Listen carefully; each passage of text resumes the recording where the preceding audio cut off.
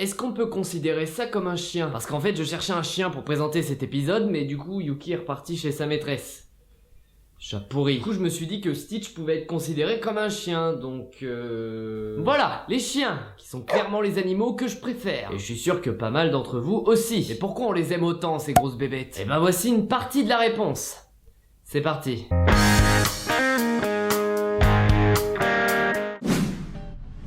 L'étude qui va suivre vous montre que vous aimez votre chien. Non, vous aimez votre chien.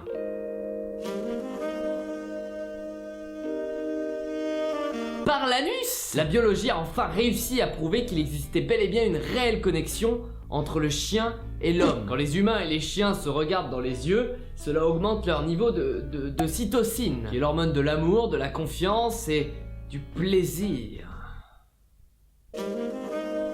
Par l'anus! Au cours de l'évolution de la domestication du chien, qui dure depuis environ 30 000 ans, le chien a dû s'adapter, a dû trouver une réponse hormonale pour se faire adopter par les humains. Et ça se vérifie à l'aide du loup, qui en étant très proche cousin du chien, n'a jamais développé cette réponse hormonale. Et cela prouve par la même occasion que le chien est très bon pour la santé.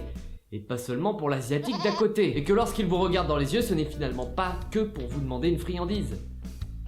À moins que...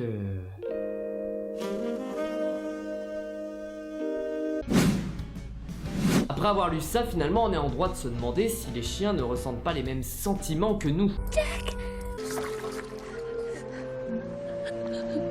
Eh bien, la réponse est oui. Et ça, on le sait depuis très peu de temps. On considérait encore le chien comme une machine il y a quelques centaines d'années.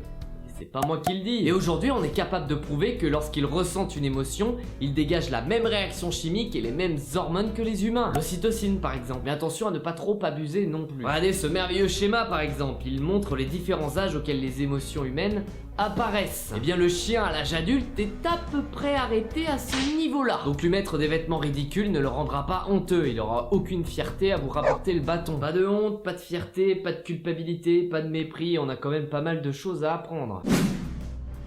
Comme dans la race humaine, il y a des idiots et il y a moi. Mais chez les chiens, c'est plus ou moins la même chose. Il y a des chiens, des chiennes, et il y a LE chien. Voici Chaser. Parce que c'est toujours mieux à l'américaine. Chaser est officiellement le chien le plus intelligent du monde, avec pas moins de 1022 mots et actions assimilés. Il a été entraîné pendant 5 ans par des chercheurs afin d'atteindre ce niveau d'apprentissage. Mais attention, c'est pas envisageable avec n'importe quel chien.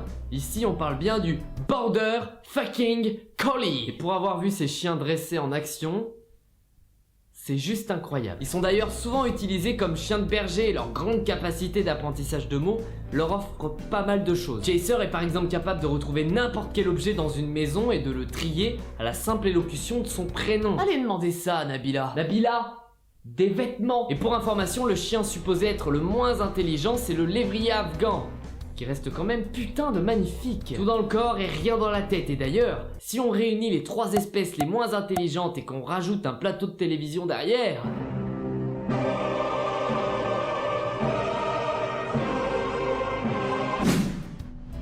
Les chiens ont-ils un 6e sens? Depuis plusieurs années, des chercheurs sont en train d'étudier la possibilité que les chiens puissent détecter les cancers. Tout a commencé avec le chien d'une dame qui a commencé à renifler le grain de beauté qu'elle avait de planter sur sa jambe. Le chien, pas la dame. Des analyses ont ensuite montré qu'il s'agissait d'une tumeur cancéreuse. Le grain, pas la dame. Et quelques années plus tard, la science prouve de manière scientifique et indiscutable que le chien est capable de détecter le cancer de la prostate. Donc oui, les chiens ont ce qu'on pourrait appeler un 6e sens. Mais les chercheurs ne voient pas l'avenir là-dedans et cherchent déjà à rendre ça électronique, avec des nez électroniques par exemple. Ça veut dire que les chiens vont bientôt se retrouver au chômage, putain. Et si le nez électronique est préféré aux chiens, c'est parce qu'ils vieillissent, pour finir par décéder. La famille Westbrook a perdu son beagle de 13 ans, Mo, en avril dernier. Le petit Luke, âgé de 3 ans et demi, a donc décidé de dicter des lettres à sa mère qu'elle enverrait ensuite à Mo, au paradis. Et une fois l'enfant couché, la mère va récupérer la lettre dans la boîte aux lettres.